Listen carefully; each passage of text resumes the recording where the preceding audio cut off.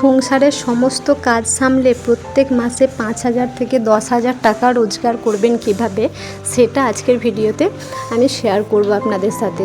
একদম কম ইনভেস্টমেন্টে, বলতে পারেন লো বাজেটে এই বিজনেসটা কিন্তু আপনারা শুরু করতে পারবেন। আর বাড়ির গৃহিণীরা, একদম মধ্যবিত্ত ফ্যামিলির যাদের ভীষণ সংসারে অভাব, একদম খুবই সামান্য টাকা নিয়ে কিন্তু আপনারা এই বিজনেসটা শুরু করতে পারবেন। আর এ থেকে প্রত্যেক মাসে আপনার 5 থেকে 10,000 টাকা আপনি শুরুতেই ইনকাম করতে পারবেন। তারপরে যখন আপনার ব্যবসা বাড়তে থাকবে তখন তো আপনার ব্যবসা তো জানেন, ভাগ্য প্লাস আপনার পরিশ্রম, সেই অনুযায়ী আপনি 25, 30, 40, 50 যেরকম কাজের ক্যাপাসিটি দেখাতে পারবেন সেই অনুযায়ী কিন্তু হবে।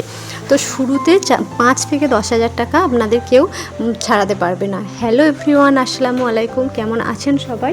আশা করব যে যেখান থেকে আমার ভিডিওটা দেখছেন প্রত্যেকেই খুব ভালো আছেন আর সুস্থ আছেন। আমরাও কিন্তু আল্লাহর অশেষ রহমতে অনেকটাই ভালো আছি। আজকের ভিডিওতে আপনাদের জন্য অনেক টিপস আছে, তো ভিডিওটাতে সম্পূর্ণ দেখবেন, কেউ কিন্তু স্কিপ করবেন না। স্কিপ করলে ভিডিওর মধ্যে কিচ্ছু বুঝতে পারবেন না। আমি বারবার বলি, ভিডিও স্কিপ করলে কিন্তু অনেক কিছু জিনিস আপনি মিস করবেন।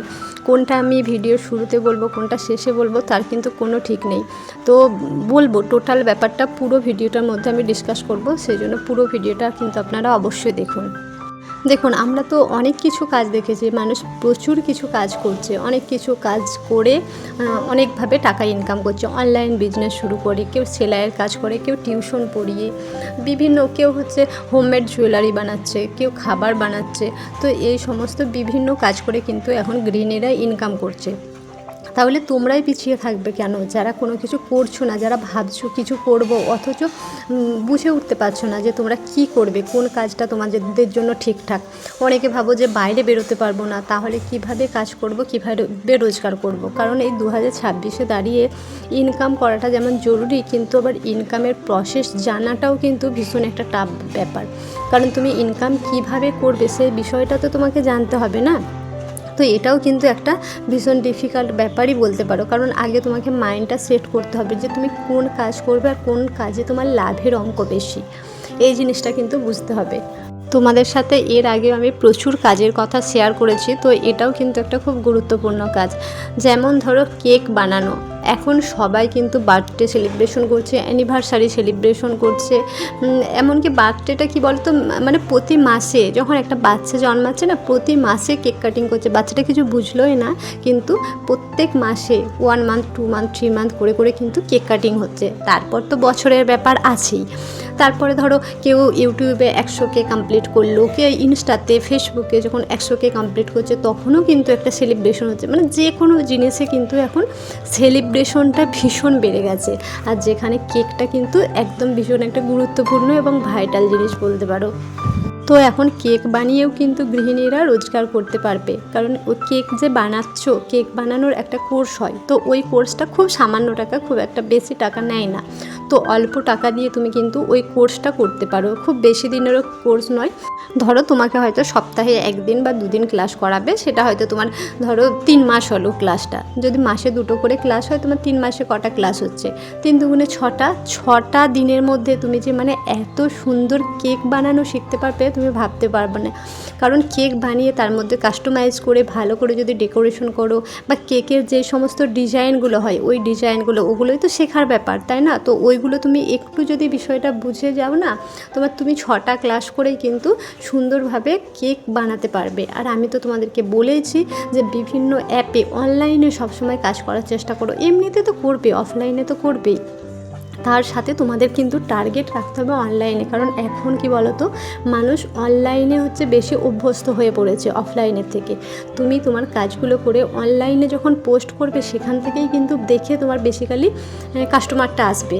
তোমার পরিচিত মানুষ কিন্তু প্রথমে কম আসবে।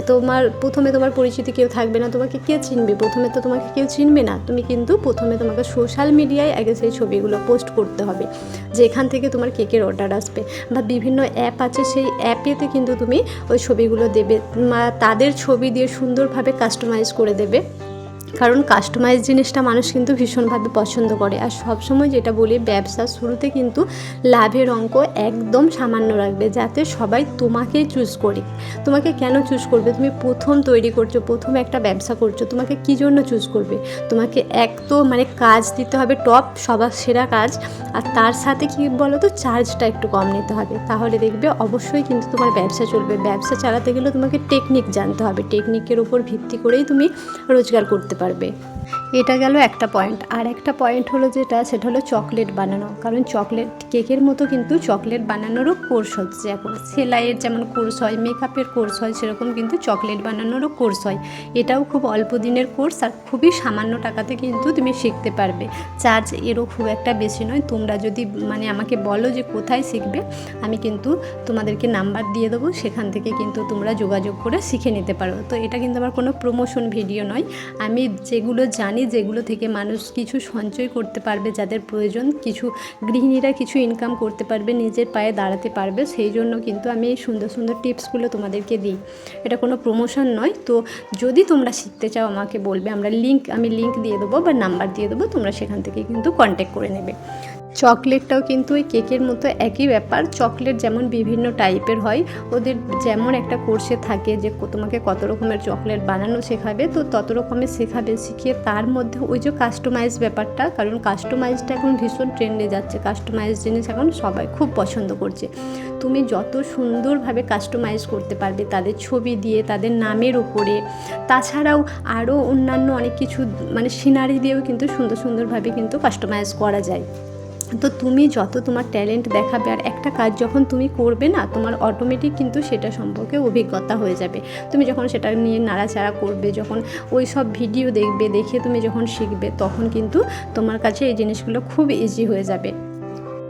আর এই ব্যবসাটা থেকেও কিন্তু তুমি চকলেট থেকেও কিন্তু অনেক টাকা রোজগার করতে পারবে। মাসে বললাম না 5-10 হাজার টাকা তো খুব সামান্য। তোমার যদি ব্যবসা ঠিকঠাকভাবে চলে, তুমি কিন্তু এখান থেকে লক্ষ লক্ষ টাকা রোজগার করতে পারবে, এবং তুমি একজন কিন্তু বিজনেস ওম্যান তৈরি হয়ে যাবে। তোমার নাম খ্যাতি কিন্তু এখান থেকেই ছড়িয়ে পড়বে, সবাই তোমাকে চিনবে।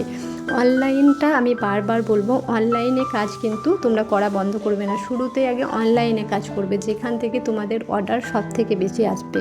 তোমরা এইভাবে কিন্তু প্রত্যেককে বলছি শুরু করে দাও, যে যেরকম পারবে, যার যেইভাবে দক্ষ আছে। কি বলো তো, যারা মেহেন্দি পরতে পারে তারা কিন্তু এই সুন্দর ডিজাইনগুলোও করতে পারবে, কারণ কেকের মধ্যে ক্রিমের যে ডিজাইনগুলো হয় না, তো পুরোপুরি তোমার হাতের ব্যালেন্স, এগুলো খুব ইজি কাজ। সবাইকে আমি বলবো, কেউ কারোর অন্যের উপরে ডিপেন্ডেন্ট না হয়ে নিজে কিছু করার চেষ্টা করো। তো চলো একটু গল্প করি তোমাদের সাথে। তো এই ভিডিওটা ওই বেটুর জন্মদিনের দিনে শ্যুট করা ছিল, কিছুটা করে কিন্তু আমি তোমাদের সাথে শেয়ার করছি। একদিনে করলে অনেকটা লম্বা হয়ে যাবে, তো আর যেহেতু আমি টিপস রিলেটেড ভিডিও করি না, সেই জন্য আমি ভিডিও সংক্রান্ত ব্যাপারে একটু কমই কথা বলি। তাই একটু আমি বেশ একটা ভিডিও শ্যুট করে নিয়ে সেইগুলোকে কিন্তু কাট করেই তোমাদের সাথে শেয়ার করি। এখানে দেখো, পায়েসের জন্য চালটা তো ভিজিয়ে রেখে সেটাকে প্রেশার কুকারে সিটি দিয়ে নিয়েছি, আর তা থেকেই কিন্তু ওই 1 চামচ মতো চাল তুলে রেখেছিলাম। আর তার সাথে কাজু বাদাম আমন্ড দিয়েছি, তোমরা চাইলে পেস্তাও দিতে পারো। দিয়ে কিন্তু এটাকে বেশ ভালো করে পেস্ট করে নিতে হবে। তাহলে কি বলো তো, পায়েসটা খুব সুন্দর গাঢ় হবে আর কি। আমরা যদি গাঢ় করতে যাই, দেখো আমাদের কিন্তু অনেকটা দুধটাকে কিন্তু ফুটাতে হবে, ফুটিয়ে দুধটাকে কিন্তু কম করে নিতে হবে। 1 কেজি দুধের যদি করি, সেটাকে কিন্তু আমাকে ফুটিয়ে 500-তে আনতে হবে। আর এখন গ্যাসের যা সমস্যা, এটা তো আর পসিবল নয়, সেই জন্য প্রেশার কুকারে অল্প একটু দুধ দিয়ে সেদ্ধ করে নিয়েছিলাম। নিয়ে দেখো, এখানে যে পেস্টটা বানাচ্ছি না, এই পেস্টটা যখন দেবো তখন সুন্দর গাঢ় হয়ে যাবে। এখানে দেখো আমার চালটা কিন্তু বেশ সুন্দরভাবে সেদ্ধ হয়ে গেছে। তো যত ভালো করেই সেদ্ধ হোক না কেন, যখন দুধটার মধ্যে দেবো, যেহেতু 1 কেজি দুধ আছে, তো এতটা দুধের মধ্যে দিলেও না, অনেকটা তবুও মরিয়েও নিয়েছি, তো নিলেও কি বলো তো, তবুও অতটা বেশ গাঢ় হবে না। সুন্দরভাবে ওটা যখন দিয়ে দেবো, পেস্টটা বেশ সুন্দরভাবে কিন্তু গাঢ় হয়ে যাবে। আর এই পায়েসটা না একটু চাল মতো থাকবে। তোমরা যদি কেউ একটু নরম খেতে চাও, তাহলে কি বলো তো, সিটি আরও একটা বেশি দেবে। আমি এতে মাত্র 1টা সিটি দিয়েছিলাম। আর যেটাতে চাল মতো থাকে না, এই পায়েসটা খেতে বেশ ভালো লাগে।